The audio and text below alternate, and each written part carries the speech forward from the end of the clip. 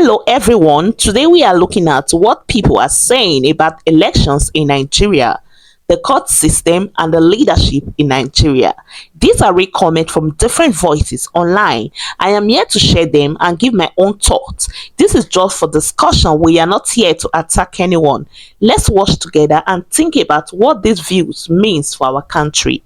Anybody who prefers to delude themselves can continue to delude themselves, but Tinubu knows, INEC knows, the Judiciary knows, and so do a lot of Nigerians, that Tinubu did not win the presidency. He stole it, he knows it, and every man and his dog in Lagos State knows it. He was beaten resoundingly in Lagos on the 25th of February. He couldn't even make 15% in Lagos.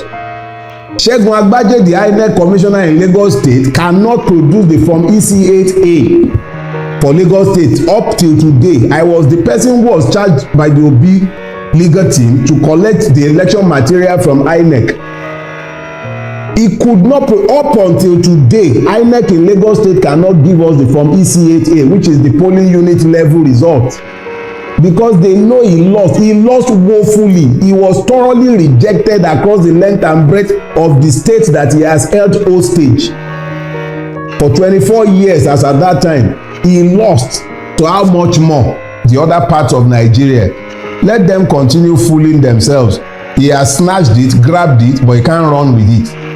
And that's why we are all in the mess that we are in today. El-Rufai said he made a very recent disclosure where he disclosed, again, you know, he's been in the hot moment of the news, and when I mean in the hot moment, the presidency is on him because they think that he is acting like a child who is sulking just because the administration did not give him any ministerial appointment. So El-Rufai, who has been quiet, sort of, decided to spill, and he said that he brought out a particular result sheet that it was Peter Obi that won the 2023 elections.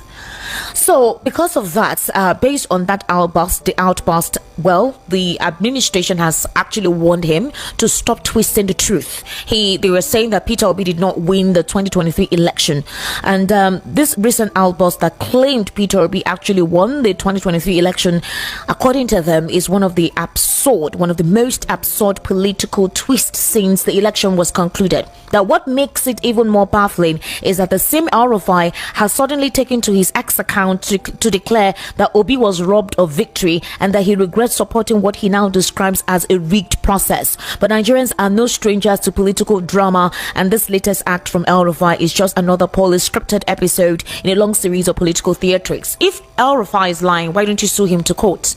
The guy is coming from an informed perspective, so why come out on the press to describe that what he said is just a rhetoric and he's been dramatic, possibly he's sulking like a child, as you have been disclosing? If there is no element of truth, sue El-Rufai to court. Tell him to bring out the evidence that there was a plot twist where the election was rigged.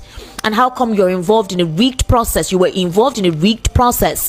I don't know if indeed what he is saying is not the truth. There is a process to go by things and ensure that this disclaimer or this whatever it is you've said is false and it's wrong and you're not supposed to do so. Again, we're going to be looking at a couple of issues in the polity. My guest will be joining us virtually, and that is Barrister Evans Ufeli. Barrister Evans Ufeli is a legal practitioner, a political social affairs commentator.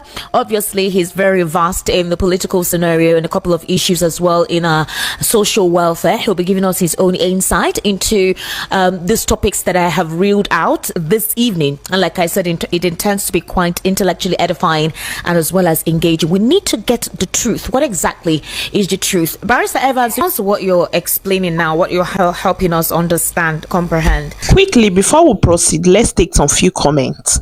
One person says they feel the courts are helping the strong win, and that is breaking trust in the law. Another asks if anyone has proof of the real 2022 results. This comment shows that many people want clearer answers. For me, when questions are not answered, doubt grows.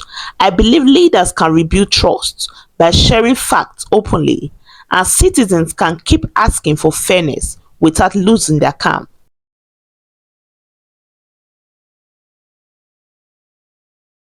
So, El-Rufai, let me even start with his son.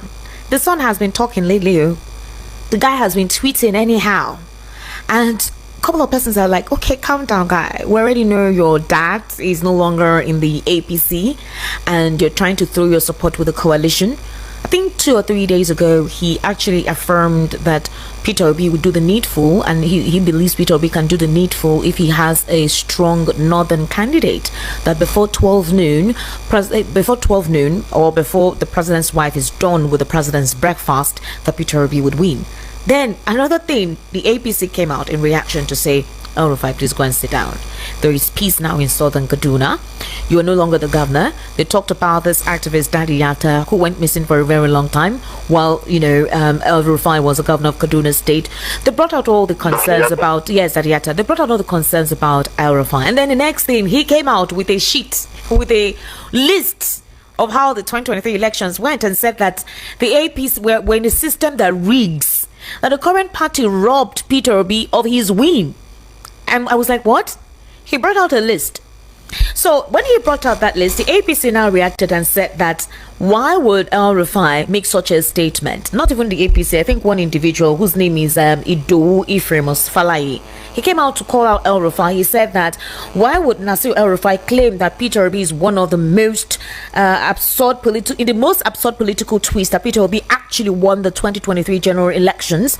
They were like, where is the evidence? How? What's the possibility? So there's this list that is out there that brought out all the numbers of the political parties, each of them, like that: APC, NNPP, PDP, Labour Party, and all. And in most of the results, you've seen it. So why is El-Rufai coming out now to say that? What difference will it make? No, that's one. Hold on, Barrister Evans. Number two, if this is the truth, why has the APC not sued him to court? Because it's a very implicating statement he made with that results sheet that he released for somebody on behalf of defending the government to just say that no, El-Rufai is spewing lies and he's angry just because the administration did not give him any ministerial position. That is a very huge expose. Yeah, it's a very huge expose. When I saw it first, I had to go and confirm whether El-Rufai truly did that, and I was surprised. What he said is that they were the ones who had to rig him into power, and they know how to do it. Yes, and they know how to do it, and that this was the result after. But are you surprised? I mean, I said it that time when we were doing the analysis that Peter Obi was played out of the game of politics. I said it there. He was played out of the game of politics. Unfortunately, the evidence he needed to contend that matter, he didn't have it because INEC was complicit. Yeah. And so many other persons, including but not limited to the even agents, the Labour Party also compromised and all that. So I mean, it was glaring that glaring and unfortunate that they had to use the technical INEC contribution to the scam. When by the time it got to court, there's nothing the judiciary would have done.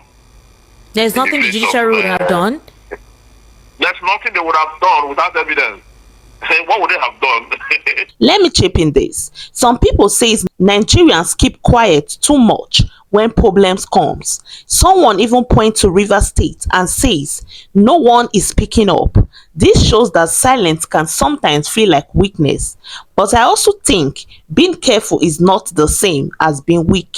There are many safe and lawful ways to speak. A few comments says election in the future will still be rigged and that corruption is deep everywhere. Some even thinks all sides are working together. This tells me trust is low on every side. You for them to declare what is before them. They can't go outside what is before them.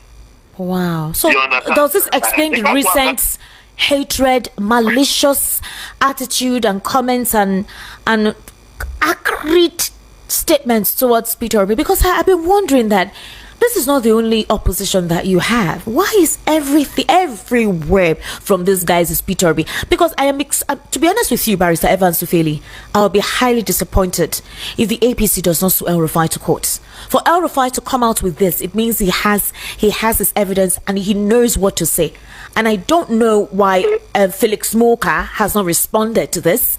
I don't know why Daniel Bwala, who is very quick in speaking, whenever Peter Obi tweets or says something, he goes to the media immediately to start talking down on him. I don't know why Reno Mockery, as usual. These are the persons that usually throw hate against Peter Obi. They have been mobbed.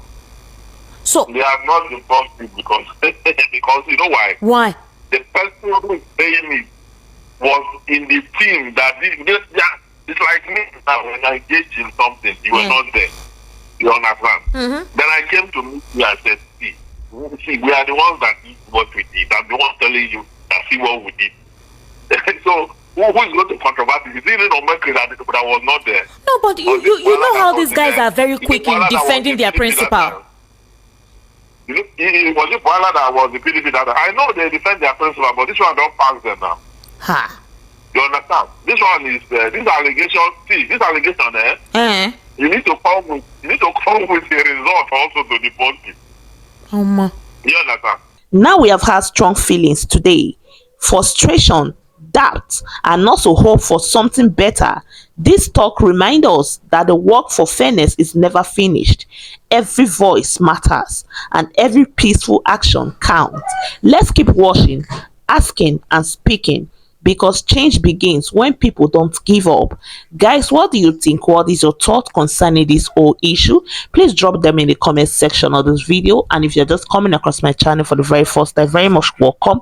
Please hit on the subscribe button and turn on the bell icon to get notified on time whenever I upload any latest news.